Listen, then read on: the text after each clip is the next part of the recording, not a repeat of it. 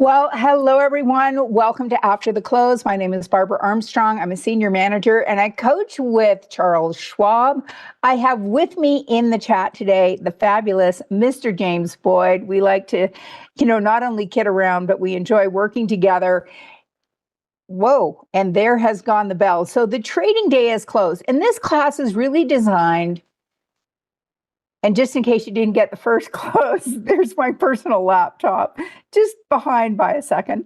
In any event, this class is designed for people who may have a full-time job and a busy life. Like I know that I went through a decade where between kind of 2:30 in the afternoon and sometimes 9 o'clock at night, I was driving in circles because my kids were playing hockey and lacrosse and they were in dance classes. And, I have two boys and a girl and on the swim team, and you get the idea. So, in order to manage my own investments, I was sometimes sitting down at 8 or 9 o'clock at night. And the idea of being able to trade when the markets were open at that time in my life was a bit of a pipe dream. But it doesn't mean that you can't invest and be a successful investor. So hence the name After the Close. And today we're going to talk about income generating strategies versus investment strategies. And that's what we talked about the last time. We're going to focus more on investment strategies this time, income generating strategies this time. That idea that you may have a portfolio and maybe a significant piece of it you want to be in longer term positions, things that you're going to buy and hold for a while. Maybe you want to invest in some index or products that track an index, that kind of thing.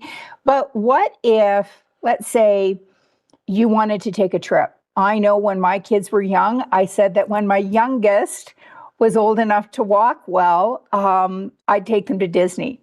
So I'm rethinking that because now my youngest is 30 and he walks just fine. Thank you very much. So I kind of missed the boat on that. So let's say I wanted to take my family to Disney and their spouses, and I wanted to earn some income, from my trading account to be able to fund that. And so we're going to look at a couple of trades that we placed when I taught this class 2 weeks ago.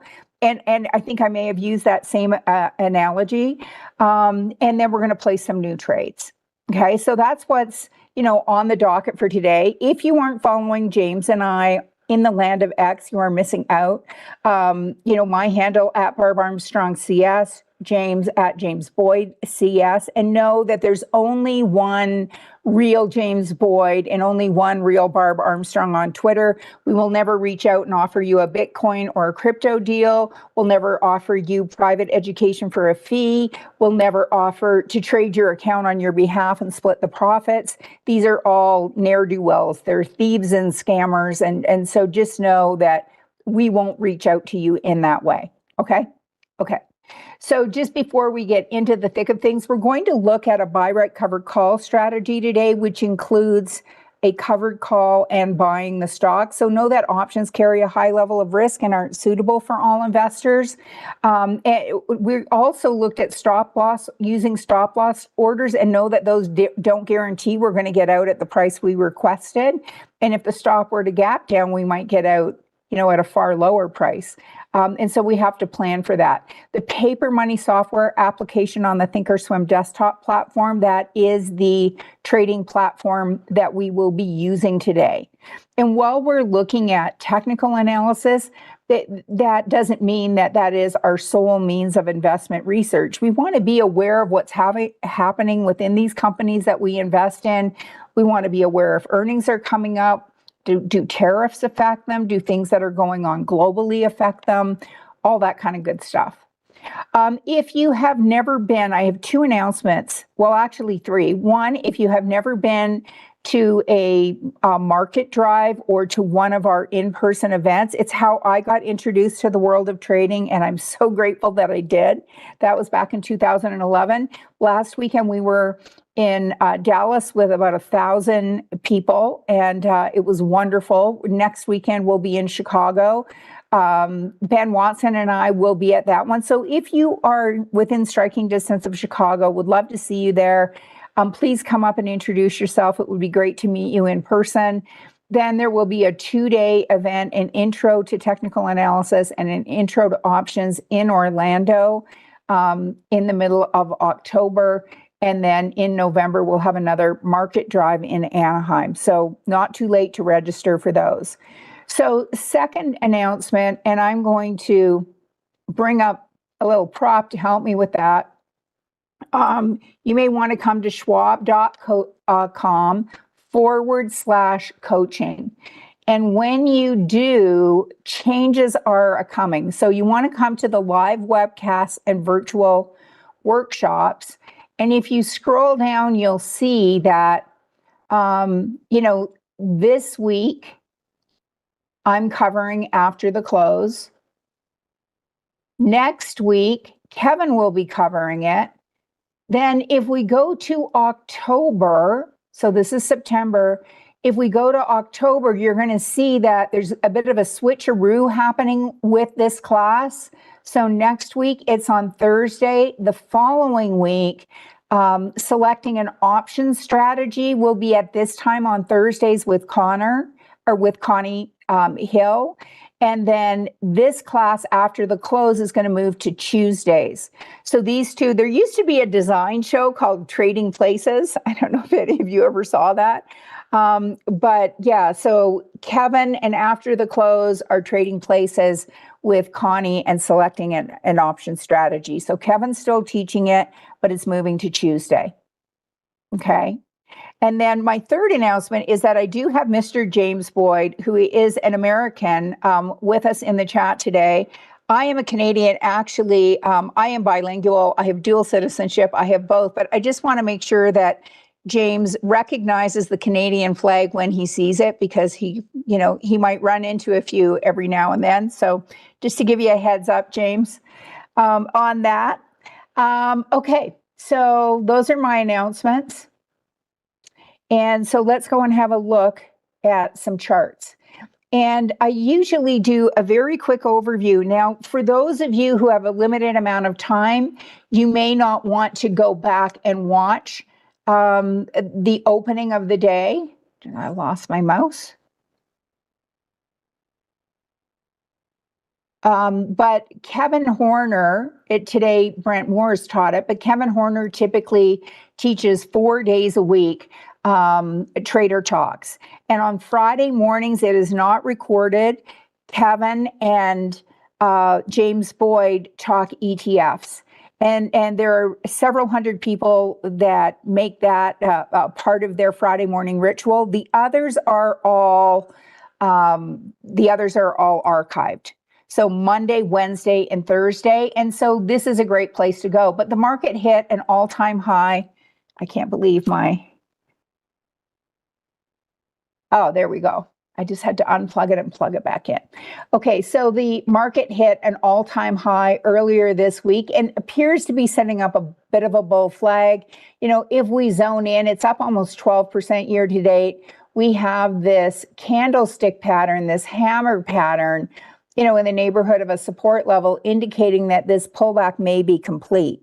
But until we see a close above the body of this candle, it's not considered complete yet. So, and similar things appearing on the NASDAQ, right? Hit a new all-time high earlier this week. This index up 15% year to date, not too shabby. Over the last 30 years on average, the NASDAQ's been up about 13% a year. And, the S&P 500, 10 and change. So, both of these indexes having a very good year. Oh, sorry. You know what? I'm trying to talk and type at the same time. Obviously, I'm struggling with that today. And our Russell up a more modest 8%, but it too finally hit a new all-time high this week, and actually has been the index that has been up the most in the last 3 months. Yay, small caps. And our Dow doing not too badly also. Again, looking like it may be setting up a bit of a bull flag, it hitting a new all-time high this week also. Yeah.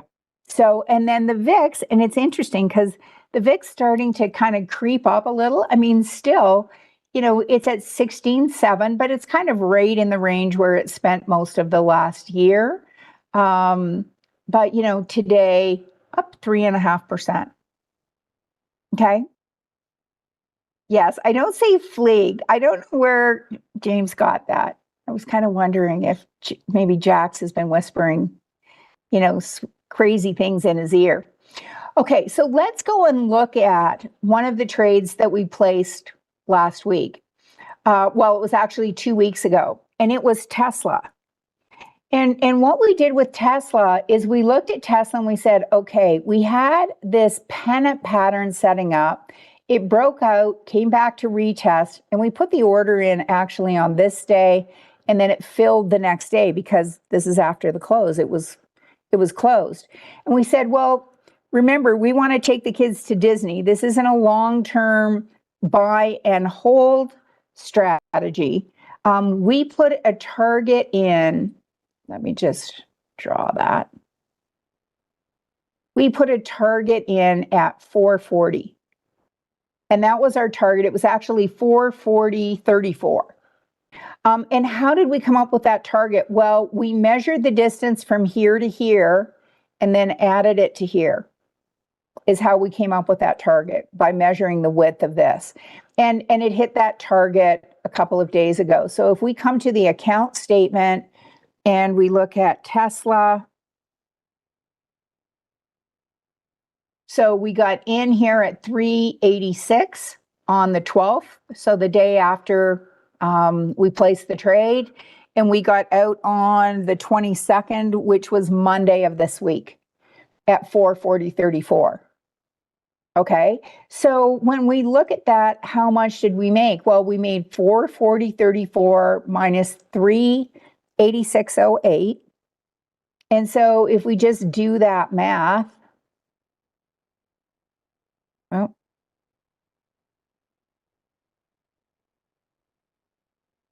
here we go. Let me move this. You don't have to see the actual drawing tool.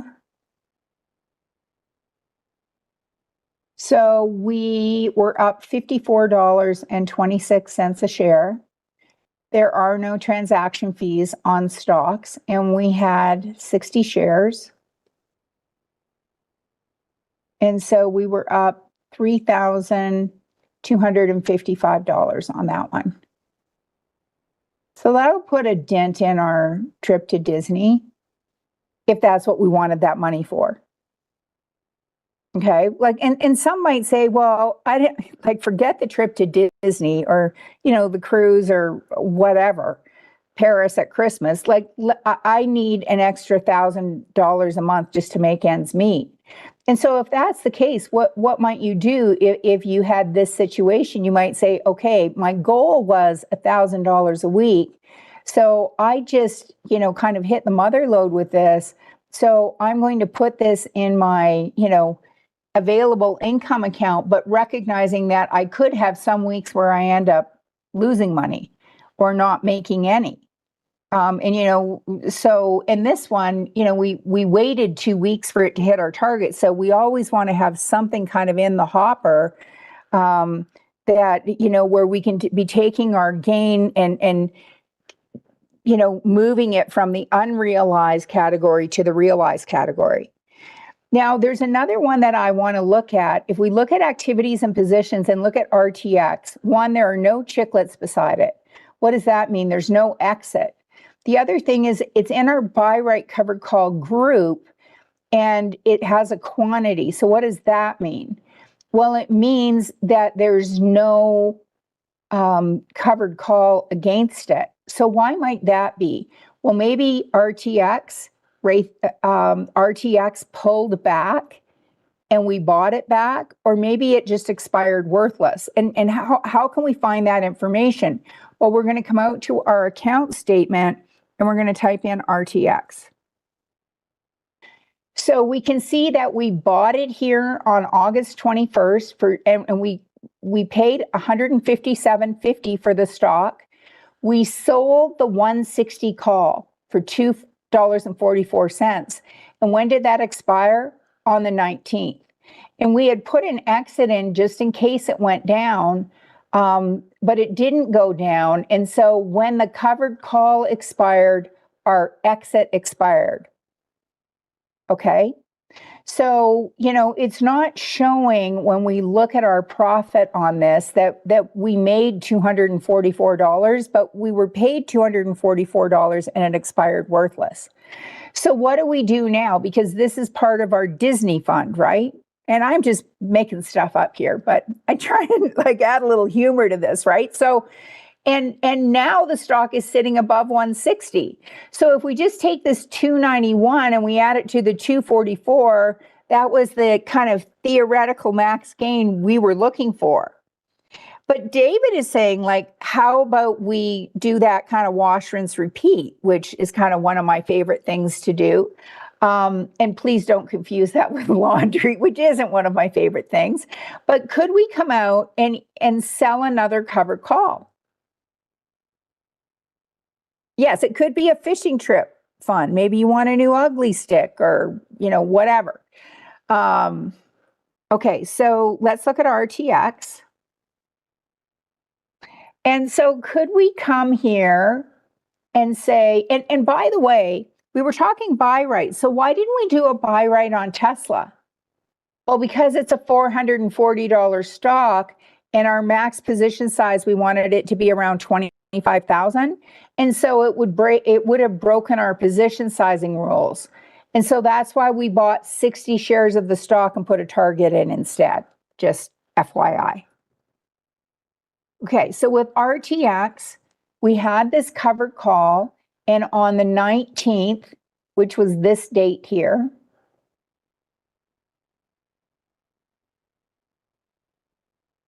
it expired. Sorry, where's the 19th? Right here. It expired. Worthless. And so now it's come up and we have this bearish engulfing. And what does that mean? It means, well, even though this is an uptrending stock, this company is up almost 40% year to date, which is way outperforming all the indices. Could we maybe move this up? And we've got earnings not until the end of October. So could we come in and say, how about if we move this out to the October monthlies? And I think that's the 19th, 17th. And what if we moved it up to 165? We were willing to sell the stock for 160. Means we're in it a little longer. Now, what if it does pull back? Well, we could buy it back for less. One would, have the expectation that it might be less if it does pull back.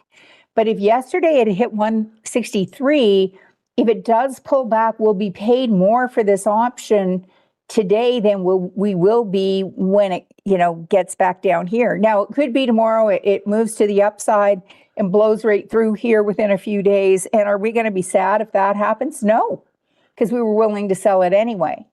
Now, where might we put a stop? Well, we might say, hey, we'd be looking at buying at 160.51. This recent low was down here, at 156.50. So if we say, well, what if we went 2% below that? 156.50 times 0.98, that's 153.37. Okay, so I'm going to put that on my sheet. 153.37 is going to be my stop. Okay. I've got a great memory, but some things go in and pick up speed. So we're going to we may look at FANG, spoiler alert. We're going to go look at some energy stocks next. So if we come out to October 17th and we look at this 165. Now, if you have an example trading plan, and I can show you, where I've created one and put it in the trade management mini session section. Does it trade more than 1 million shares a day? Check. Are the options that we're looking at heavily traded? 3,000 contracts, that's a check. Is there a tight bid-ask spread? Now, the bid-ask spread is often wider at night when the markets are closed, but even after hours, this is like less than 10 cents. So we're going to look at buying, and the way it's phrased in Thinkorswim is buying covered stock.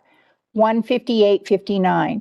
So what's the most we can make is if we get called out at 165. Now we've already, rung that bell once and made that $244.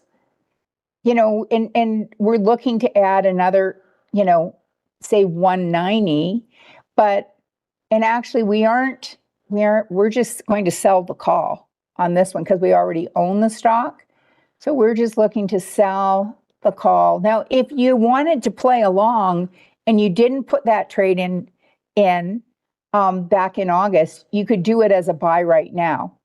So we're going to put this in, and then tomorrow after it goes in, we would go in and put our stop loss in. But we can't do that until this fills and the market's currently closed. So we're going to tee that one up. So that's RTX. So those are the two that I wanted to kind of review, along with Zscaler. Now, Zscaler we put in 2 weeks ago. We sold the 310 call, and it's gone down a little bit in value, but we still have 3 weeks to go on that. That's an October expiration. So let's come and look at Zscaler. I said it was the 310 call, right? Yeah, so we got in here. On this day, we saw a diagonal resistance breakout and a bounce.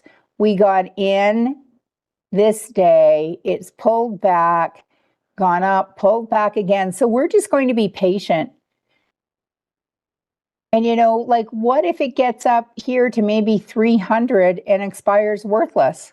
Well, then, we get to keep that $415, and could we then sell another one at 310?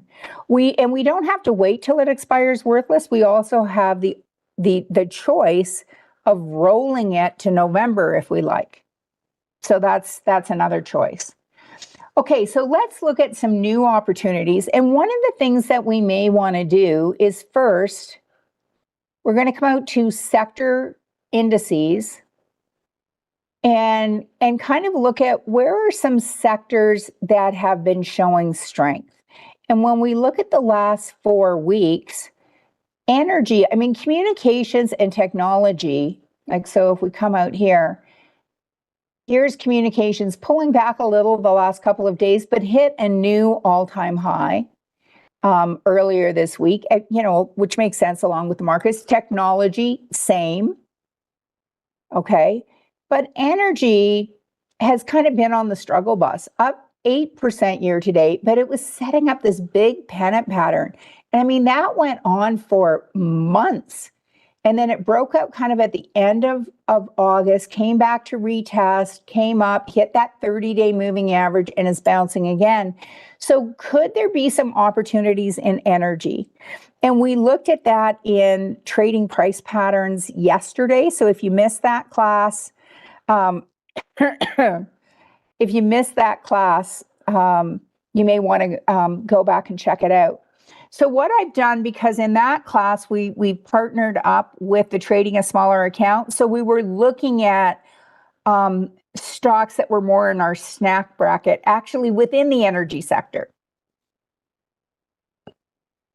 And so I also, in that class, showed you, and I'll show you again today, how to create a super quick energy sector search, which updates every time you run it.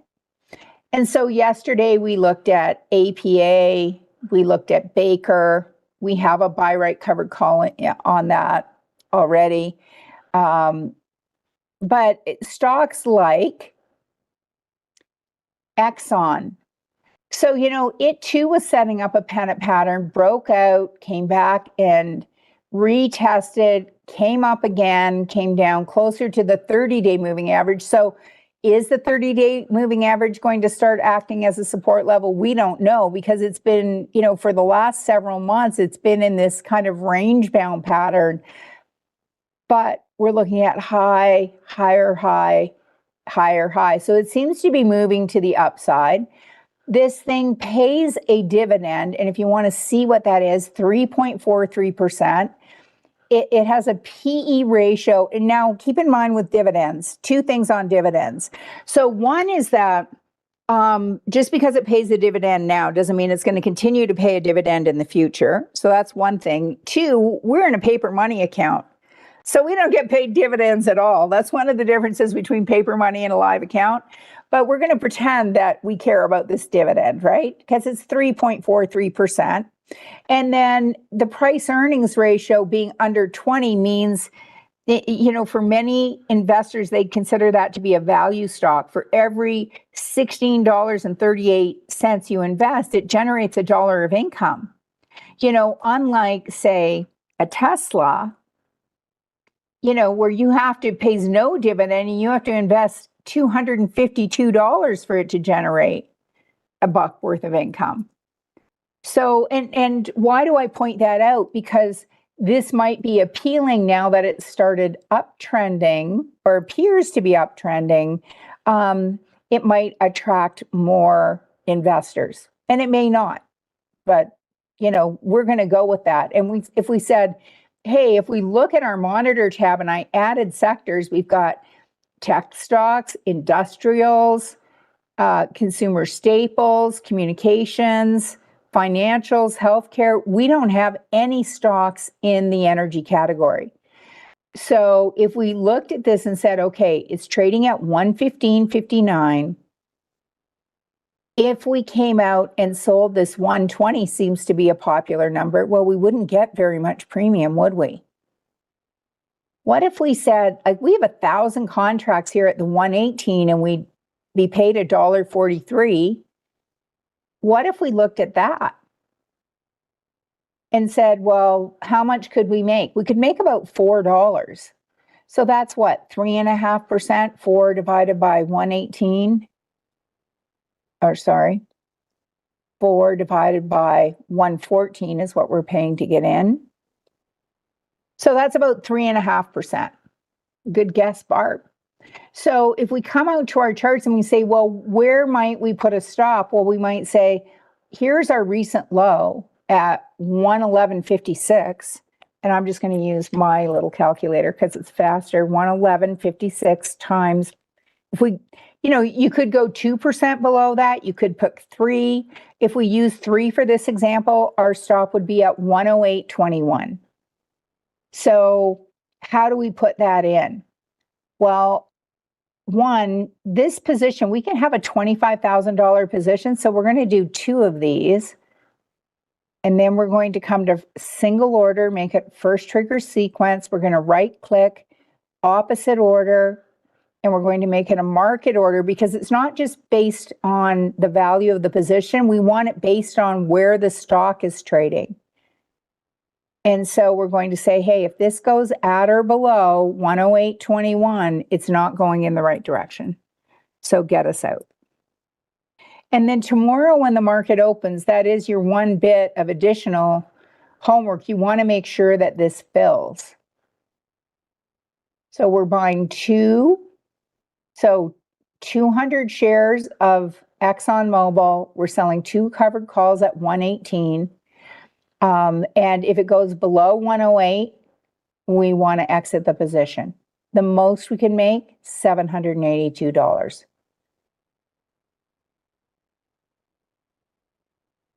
Okay. And remember, with a stop loss, it's not a guarantee that we're going to get out at exactly that price, right? Right. Okay, so that's XOM. How about we look at CVX? So we're in the energy field. Do you feel the energy? Okay, so with CVX, so this is Chevron, it's $160. You know, and I guess I can get rid of some of these lines. We had a bit of a double bottom and it broke out and retested and then kept on moving up. Could we look at selling something, you know, above that 161? It closed at 160 today. And why do we have so many strikes at, say, the 160 and the 165 and so many fewer on the in-between. And it's because these in-between strikes have become available more recently. Yet this is, almost 6,300, 6 million, over 6 million shares traded today.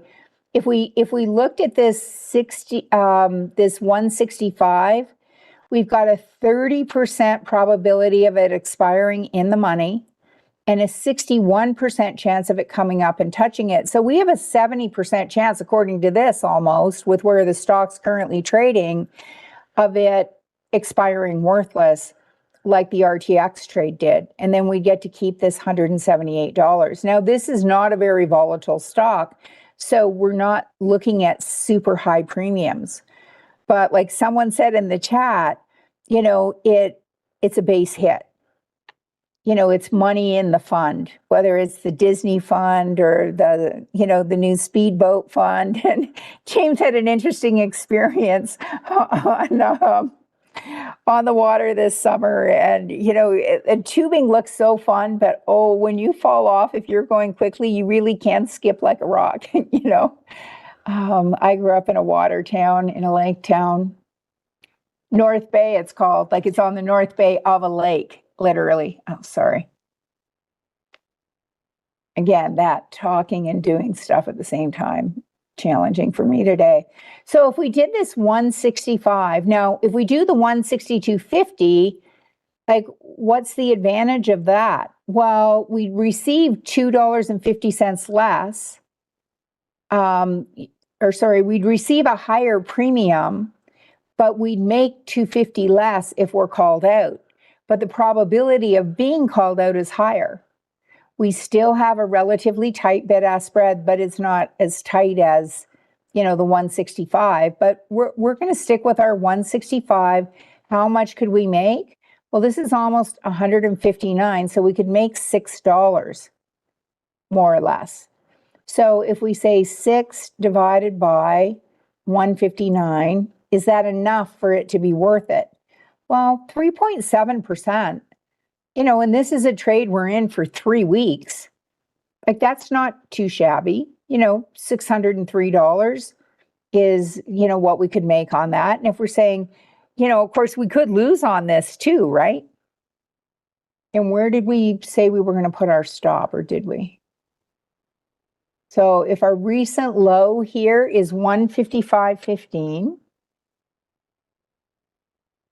let's go 2% below that, 155.15. Now, we've done, this is our third example, and one we did at 2%, two will have done at 2%, and one at 3%. Like, do you just change your mind on this? Like, from one to the next? No, you would have a rule on where, what percentage you would use, and you would tend to follow that. I'm just showing you different examples. So we're going to come up here, right click, create an opposite order. Again, we're making this a market order. Why is it not letting me? Okay, you know what? I'll have to put this one in after, because it's not letting me put it in. Okay.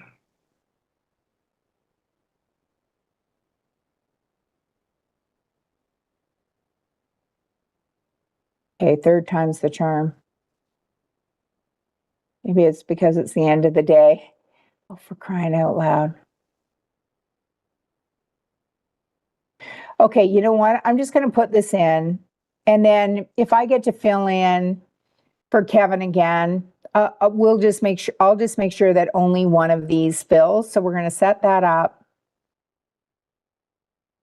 Now something's happened and it's not allowing it. My drop downs aren't working. So when you come over here to your working orders, and I can see I have 2 of these, then I can come here and just cancel that one order. That's another way of getting around it. So there's CVX. Now I wanted to show you where to access an example trading plan. And this is where, I'll insert my little commercial to say, if you have not subscribed to the Trader Talks channel on YouTube, from Schwab Coaching, you're going to want to do that. And, it's free to join. And the first thing that comes up is what's currently being taught. Then if you come to playlists and scroll down, we'll see here's after the close. So if you want to go back and watch the class I taught 2 weeks ago, it's pretty easy to access. But there's another playlist I created called the Trade Management Mini Sessions.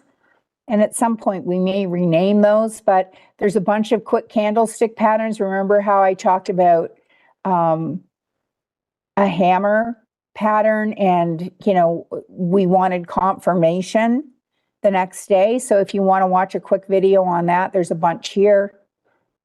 Here's the video on the buy right covered calls. So you can watch this and then use it as a framework from which to build your own trading plan. It doesn't have to be exactly the same, but all trading plans should include like what to buy, when to buy, how much to buy, when to exit, and then some routines. How are you going to manage it once you're in? And then at the very bottom, there's a bunch of short videos on just all things Thinkorswim. They're in turquoise, and this one is on how to create a quick scan for sector watch lists. And you could do all 11 sectors. It'd probably take you about 15 minutes, maybe 20. So there's that. You want to do one last example? Yeah, so the last one we did as a covered call, and when you're both selling the stock or buying the stock and selling a covered call at the same time, we call that a buy right, because you're both buying the stock and writing a covered call. That's how they came up with that name. So now, sticking with the energy theme, but is this one breaking out yet? It's not. And so why did I even bring it up? Well, I was looking at all of the energy stocks, and then I thought, well, this might be an interesting one to discuss, because this support level here has been holding since what? Like the end of June, since June. So, when I think of it, every time something that comes and bounces off a support level, I think of medieval history. My former father-in-law, he's now gone, but he was very big on medieval history, and my boys had knights, and they'd line up all these knights going into battle, and every time something bounces off a support level, I picture another knight coming as reinforcement. And we've got a lot of reinforcements here, and it made it through, and then the knights pushed it back up. And that isn't to say that, the knights can't be overcome, but that's kind of how I look at it. It gains in strength every time it comes and hits that support level. Of course, the tenacity of those willing to keep pushing at that row of knights needs to be considered also. But if this is coming up and hitting a diagonal resistance line, if we were to buy 100 shares and sell a covered call, if it comes back down to this 136 level, could we, sell the covered call here, buy it back here, and then if it comes up and goes through our strike, well, we were happy to sell it then anyway. And if it doesn't, could we keep doing this sell, buy it back, sell, buy it back, sell, buy it back, sell, buy it back until we finally get called out? Do a whole bunch of wash, rinse, repeats. And if we look at this, again, coming to the trade tab, dividend yield of 2.74%, same thing, no dividends in a paper money account, and dividends may not continue to be paid. PE ratio of 10.3, so it's healthily within that value category. And if we come out here, does it trade 1 million shares a day? Yep. Does it, have a lot of volume on the options? Yep. So, and could we look at this? It's at 145 right now. Could we sell the 150? Well, we can do whatever we want to do. So if we say, okay, we're going to sell the 150, this one has a little more volatility. So we're getting a little more premium. And so if we say, okay, let's do this thing. Now, when we do this, we're saying, hey, this could come back to this 136. So we're going to put our stop below that. Okay, so that 136.45, and you may say, are you nuts? Well, crazy like a fox, baby. 132. Well, what was our low there? 134. So we're going to go to 132.35. So we're giving it lots of room. So we're risking 1,000. Now we can still, because we can risk 2,500, we can still do 2 contracts. And of course, if it gapped down, we could end up losing more, right? Let's see if it'll let me put in. This time it works. What the Sam Hill? Okay. Okay. So if FANG goes below 132.35, we're going to lick our wounds, take our losses, and there goes, you know, the extra pair of mouse ears at Disneyland. Okay. So you may want to read down here. The other place to look is when you place the order, you're going to say, hey, the most we can make, 1,500. We want to, buy 200 shares and sell 2 covered calls. We want to exit if it goes below 132.35. Got it? Always read these little warnings at the bottom. There we go. Okay, so we have teed up 3 new trades, for tomorrow. And if we look at working orders and we sort them by time placed, so we've got 1 on FANG, 1 on CVX, and 1 on ExxonMobil. And then we sold a new covered call, part of our wash, rinse, repeat strategy on RTX. So we had a busy time of it, and yet, it seemed to go fast. It went fast for me anyway.